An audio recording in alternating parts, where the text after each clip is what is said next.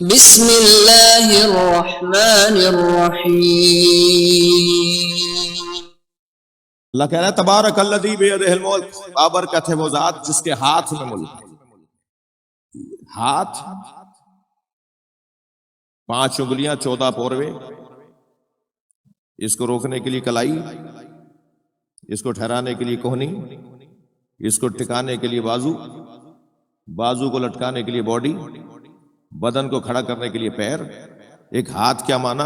پورا جسم تیار ہو گیا جی۔ ایک چیز مانیں گے تو دوسری ماننی پڑے گی جی۔ اللہ کا ہاتھ تو کیسے اللہ کا ہاتھ مانیں گے؟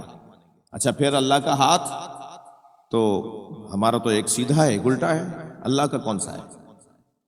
تو پھر قرآن نے تھوڑا سا اور آگے بڑھ کے ہمیں بتایا کہ اللہ کے 2 ہاتھوں کی بات بھی ہے۔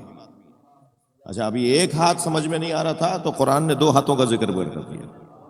یا ابلیس ما منعک ان تسجد لما خلقت بیدی، اے ابلیس اسے سجدہ کرنے سے تجھے کس نے روکا تھا جسے میں نے اپنے دونوں ہاتھوں سے بنایا ہے۔ ابھی ایک ہاتھ سمجھ میں نہیں آ رہا تھا کہ اللہ کے 2 ہاتھوں کا ذکر آ گیا جی۔ 2 ہاتھ مانیں گے تو پھر ہمارے بھی 2 ہاتھ ہیں، اور ایک الٹا ہے ایک سیدھا ہے، تو اللہ کے بھی ایک الٹا ایک سیدھا۔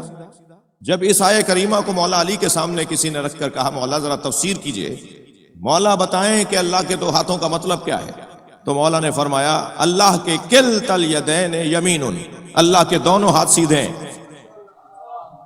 اللہ اپنی مکمل قدرت کا جب مظاہرہ کرتا ہے تو اپنے ہاتھ کی بات کرتا ہے۔ ہم بھی کہتے ہیں نا بیٹا ایک ہاتھ سے نہیں اٹھا، دونوں ہاتھوں سے اٹھاؤ۔ جب مکمل قدرت کا مظاہرہ ہوگا، اظہار ہوگا، ظاہر کیے جائے گی اپنی بدن کی طاقت، تو دونوں ہاتھوں سے کام کیا جائے گا۔ اب ذرا ایک حسین ہدیہ آپ کو کر رہا ہوں۔ حشام کہتے ہیں کہ میں نے دیکھا امام موسیٰ کاظم علیہ السلام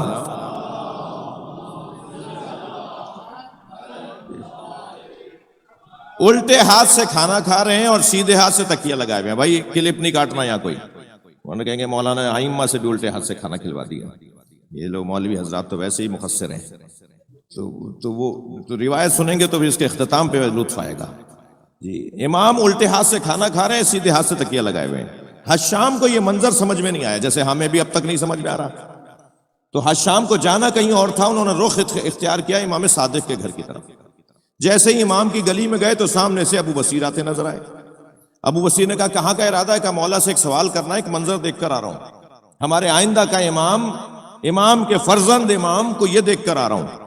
حشام سے ابو بصیر نے کہا کیا دیکھا ہے؟ کہا میں نے یہ دیکھا کہ وہ الٹے ہاتھ سے کھانا کھا رہے ہیں، سیدھے ہاتھ سے تکیہ لگائے ہوئے ہیں۔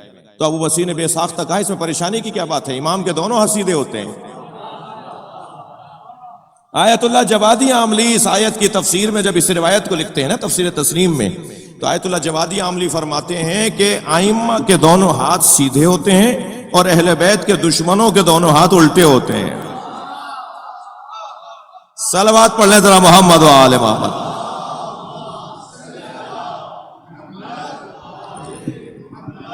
ایک اور بہتر صلوات، اب پریشانی ہو اس سے بہتر و بلند صلوات۔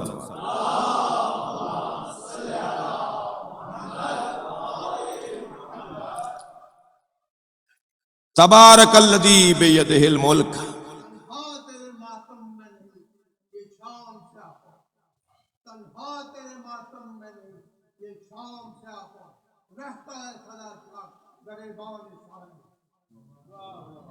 تبارک الذی بیدہ الملک۔ صلوات پڑھیں ذرا محمد و آل محمد۔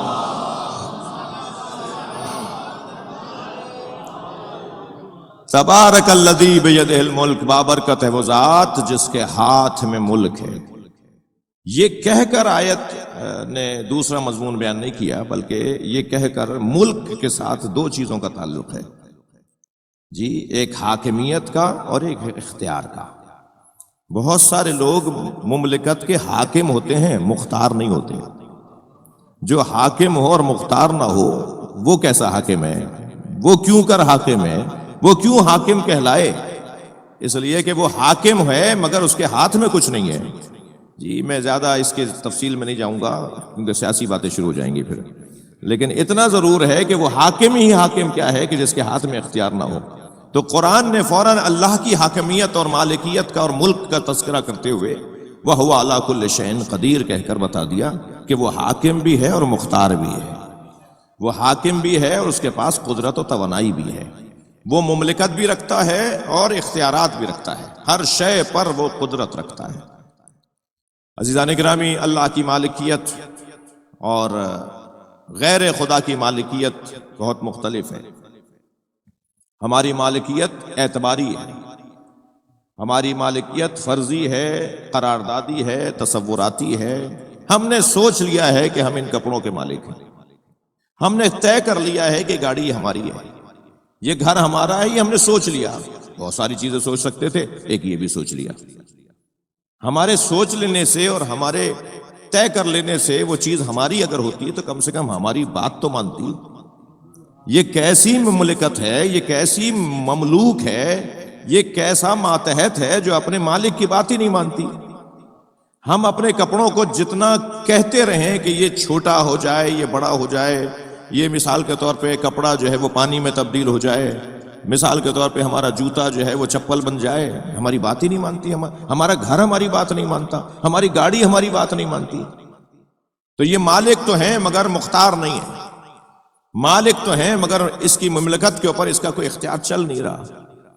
جی، لیکن اگر مالک وہ ہو جس کا اختیار مملکت پہ چل رہا ہو، وہ مالک حقیقی کہلائے گا. یعنی ہم تصوراتی مالک ہیں، قراردادی مالک ہیں، اور جس کی بات مانے اس کی ملکیت، وہ حقیقی مالک ہے اور واقعی مالک ہے. اللہ مالک حقیقی ہے، ہم مالک قراردادی اور فرضی ہیں، تصوراتی ہیں. اگر اللہ کے بارے میں یہ بات روشن ہو کہ اللہ مالک حقیقی ہے، تو جو مملکت میں چیزیں ہوں گی وہ سب اس کی بات کو مانیں گی. لہذا اسی کے کہنے پہ سورج وہاں سے نکلے گا اور وہاں ڈوبے گا، اسی کے کہنے پر بچوں کی دنیا میں آمد ہوگی اور لوگوں کی زندگیاں طویل ہوں گی یا لوگ جلدی چلے جائیں گے.